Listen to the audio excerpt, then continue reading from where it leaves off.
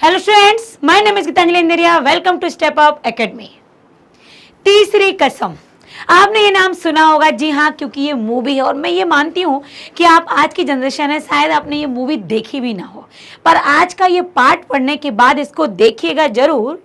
तीसरी कसम के शिल्पकार शैलेंद्र, ये क्लास 10th और कोर्स बी का है, हिंदी स्पर्श का। तो देखते हैं आज इस पार्ट के द्वारा तो आप देख ही लेंगे कि इसमें किस तरह के गाने हैं, फिल्म में क्या कौन हीरो है, किस तरीके से ये फिल्माया गया, थोड़ा बहुत तो यहाँ बताया गया है। तो चलिए सबसे पहले तो क्या देखेंगे हम, लेखक परिचय, जिन्होंने इसके बारे में यहाँ लिखा। तो लेखक आप यहाँ देख पा रहे हैं कि ये प्रहलाद अग्रवाल जी हैं। भारत की आजादी के साल मध्य प्रदेश के जबलपुर शहर में जन्मे प्रहलाद अग्रवाल ने हिंदी से एमए तथा एमए की शिक्षा हासिल की। इन्हें किशोर वय से ही हिंदी फिल्मों के इतिहास और फिल्मकारों के जीवन तथा उनके अभिनय के बारे में विस्तार से जानने और उस पर चर्चा करने का शौक रहा है। इन दिनों सतना के शासकीय स्वशासी स्नातकोत्तर महाविद्यालय में प्राध्यापन कर रहे प्रहलाद अग्रवाल फिल्म क्षेत्र से जुड़े लोगों और फिल्मों पर बहुत कुछ लिख चुके हैं और आगे भी इसी क्षेत्र को अपने लेखन का विषय बनाए रखने के लिए वो कृत संकल्प हैं कि इसी विषय में लिखूंगा मैं।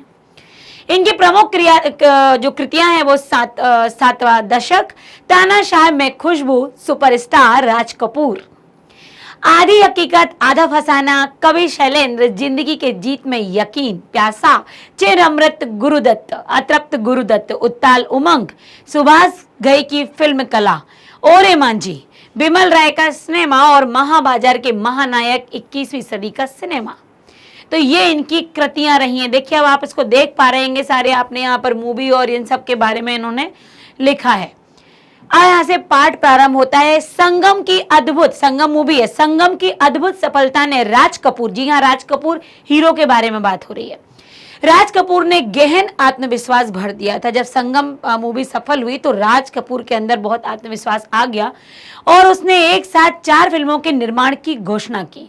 मेरा नाम जोकर, अजंता, मैं और मेरा दोस्त, सत्यम शिवम सुंदरम। पर 1965 में राज कपूर ने मेरा नाम जोकर का निर्माण आरंभ कर दिया। मेरा नाम जोकर, आपने मूवी भले ना देखी हो, नाम तो सुना ही होगा मेरा नाम जोकर का, जीना यहाँ मरना यहाँ, ये सब उसी के। उसने भी एक कल्पना नहीं की होगी कि इस फिल्म का एक भाग बनाने में 6 वर्षों का समय लग जाएगा। इतना लंबा समय लगा एक भाग बनाने में इस मूवी का। इन 6 वर्षों के अंतराल में राज कपूर द्वारा अभिनीत कई फिल्में प्रदर्शित हुई, जिनमें सन 1966 में प्रदर्शित कवि शैलेंद्र की तीसरी कसम भी शामिल है। यह वह फिल्म है जिसमें राज कपूर ने अपने जीवन की सर्वोत्कृष्ट भूमिका अदा की है। यही नहीं, तीसरी कसम वह फिल्म है जिसने हिंदी साहित्य की एक अत्यंत मार्मिक कृति को सेल्यूलाइट पर पूरी सार्थकता के साथ उतारा है। मतलब बहुत शानदार मूवी जिसने की जीवन की सार्थकता और राज कपूर जी का बहुत अच्छा इसमें प्रदर्शन रहा। तीसरी कसम फिल्म नहीं, सेल्यूलाइट पर लिखी कविता थी। तीसरी कसम शैलेंद्र के जीवन की पहली और अंतिम फिल्म है। तीसरी कसम जो मूवी थी इतनी बेहतरीन कि उस पर उन्हें राष्ट्रपति स्वर्ण पदक मिला। बंगाल फिल्म जर्नलिस्ट एसोसिएशन द्वारा सर्वश्रेष्ठ फिल्म और कई अन्य पुरस्कारों के द्वारा सम्मानित किया गया। मास्को फिल्म फेस्टिवल में भी यह फिल्म पुरस्कृत हुई। इसकी कलात्मकता की लंबी चौड़ी तारीफें हुई। इसमें शैलेंद्र की संवेदनशीलता पूरी शिद्दत के साथ मौजूद है। उन्होंने ऐसी फिल्म बनाई जिसे सच्चा कवि हृदय ही बना सकता, मतलब जिसके हृदय में कविताएं निखरती हैं, कविताएं गढ़ती हैं, ऐसा कवि का हृदय, क्योंकि बहुत सारी अनदेखी बातों को, अनछुई बातों को कह जाता है, तो बहुत संवेदनशील ये मूवी रही। शैलेंद्र ने राज कपूर की भावनाओं को शब्द दिए हैं। राज कपूर ने अपने अनन्य सहयोगी की फिल्म में उतनी ही तन्मयता के साथ काम किया। अनन्य सहयोगी शैलेंद्र जी, उनकी इस मूवी में राज कपूर जी ने बहुत ही तन्मयता के साथ काम किया।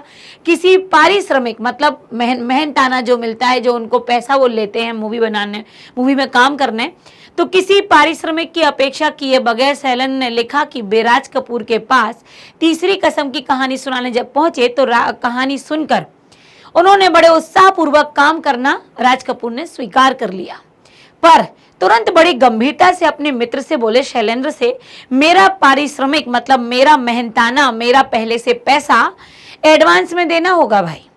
शैलेंद्र को ऐसी उम्मीद नहीं थी कि राज कपूर इतने अच्छे मित्र होने के बाद भी इस तरह मुझसे एडवांस मांगेंगे। शैलेंद्र का चेहरा उतर गया, किंतु राज कपूर जी ने मुस्कुराते हुए कहा, 1 रुपया है ना, दे दो, बस यही मेरा एडवांस है और पूरा एडवांस है।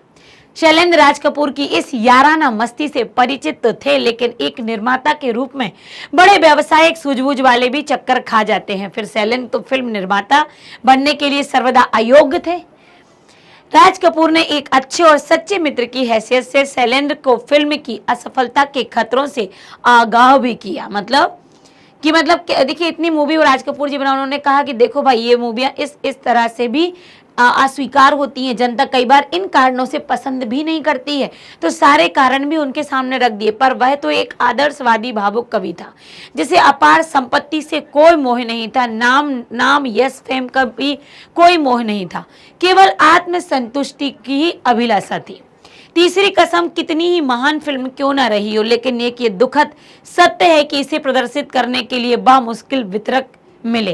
बावजूद इससे कि तीसरी कसम में राज कपूर और वहीदा रहमान जैसे नामजाद सितारे थे। शंकर जयकिशन का संगीत था इसमें। लोकप्रियता उन दिनों 7वें आसमान पर थी, जिनकी लोकप्रियता मतलब शंकर जयकिशन की लोकप्रियता 7वें आसमान, मतलब लोग उन्हें बहुत पसंद करते थे, तो वो उनका संगीत दिया था उन्होंने। इसके गीत भी फिल्म के प्रदर्शन के पूर्व ही बेहद लोकप्रिय हो चुके थे। फिल्म के आने के पहले ही गाना आ जाता है ना, तो पहले ही लोग इस गाने को पसंद करने लगे थे, लेकिन इस फिल्म को खरीदने वाला कोई नहीं था। ये यहाँ पर एक दुखद घटना थी कि इसका खरीदार कोई नहीं। दरअसल इस फिल्म की संवेदना किसी 2 से 4 बनाने का गणित जानने वाले की समझ से परे थे। इसमें रची बसी करुणा तराजू पर तौली जा सकने वाली चीज नहीं थी। मतलब उसमें जितनी संवेदनशीलता थी, जितनी भावुकता थी, वो इसे कोई माप नहीं सकता। इसलिए बामुश्किल जब तीसरी कसम रिलीज हुई तो इसका कोई प्रचार नहीं हुआ।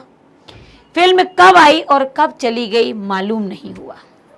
तो कह रहे कि देखिए, फिल्म अच्छी रही, लेकिन उतनी ज्यादा वो कह रहे कि चल नहीं पाई। ऐसा नहीं कि शैलेंद्र 20 सालों तक फिल्म इंडस्ट्री में रहते हुए भी वहां के तौर तरीकों से नावाकिफ थे, परंतु उनमें उलझकर वे अपनी आत्मीयत नहीं खो सके थे। श्री 420 का एक लोकप्रिय गीत है, प्यार हुआ इकरार हुआ है, प्यार से फिर क्यों डरता है दिल। ठीक, तो इसके अंतरे की एक पंक्ति में आता है, रातों 10 दिशाओं से कहेंगी अपनी कहानी। बिल्कुल आता है। तो उन्होंने कहा कि संगीतकार जय किशन ने इस पर, जो संगीतकार जय किशन जी थे, उन्होंने आपत्ति दर्शाई कि देखो 4 दिशाएं तो जनता समझती है, लेकिन 10 दिशाएं जनता नहीं समझती। पर जो हमारे शैलेंद्र जी थे, वो इसको परिवर्तन करने के लिए वो तैयार ही नहीं हुए। उनका दृढ़ मंतव्य था कि दर्शकों की रुचि की आड़ में हमें अपने उथलेपन को नहीं थोपना है। कलाकार का यह कर्तव्य है कि वह उपभोक्ता की रुचियों का परिष्कार करने का प्रयत्न करे, और उनका यकीन गलत नहीं था। यही नहीं, वे बहुत अच्छे गीत भी जो उन्होंने लिखे थे बेहद लोकप्रिय। शैलेंद्र ने झूठे अभिजात को कभी नहीं अपनाया। उनके गीत भाव प्रवण थे, दुरूह नहीं थे, मतलब कहीं डरे हुए, कहीं छुपे हुए नहीं। जो था भाव से विभोर थे, भाव से पूर्ण थे।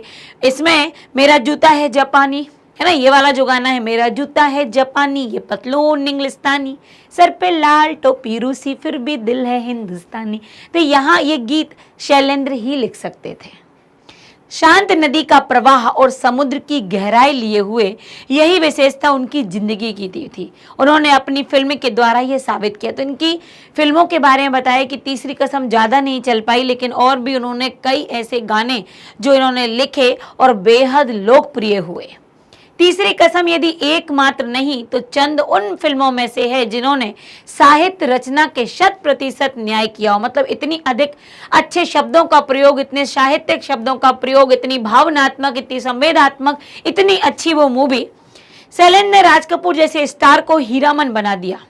हीरामन पर राज कपूर हावी नहीं हो सका और छींट की सस्ती गाड़ी में लिपटी हीराबाई ने वहीदा रहमान की प्रसिद्ध ऊंचाइयों को बहुत पीछे छोड़ दिया था। कजरी नदी के किनारे उकड़ू बैठा हीरामन जब गीत गाते हुए हीराबाई से पूछता है कि मन को समझती हैं ना आप, तो उस फिल्म की वो हीराबाई आंखों से बात कह जाती हैं बिना कुछ बोले। इस तीसरी कसम के बारे में ये बताया उन्होंने कि हीरामन बना दिया था राज कपूर को उन्होंने। दुनिया भर के शब्द उस भाषा को नहीं पढ़ सकते क्योंकि वो आंखों की अभिव्यक्ति थी। ऐसी ही सूक्ष्मताओं से स्पंदित थी तीसरी कसम। मतलब ये तीसरी कसम की आपको दो कैरेक्टर राज कपूर, हीरामन और हीराबाई का यहाँ बता दिया कि अपनी बात जो कही वो हीराबाई आंखों से बयां कर गई। अपनी मस्ती में डूबकर झूमता जो गाड़ीवान हीरामान थे, मतलब राज कपूर जी वो गाड़ीवान थे, वो की गाना गाते यही वाला कि चलत मुसाफिर मोहलियो रे पिंजरे वाली मुड़ी मुनिया, है ना। तो यहाँ पर ये गाना जो उस का है और यहाँ पर बताया गया है। और टप्पर गाड़ी में हीराबाई को जाते हुए देख जो बच्चे दौड़ते हैं, वो बच्चे क्या गा रहे थे कि लाली लाली डोलिया में लाली रे दुल्हनिया।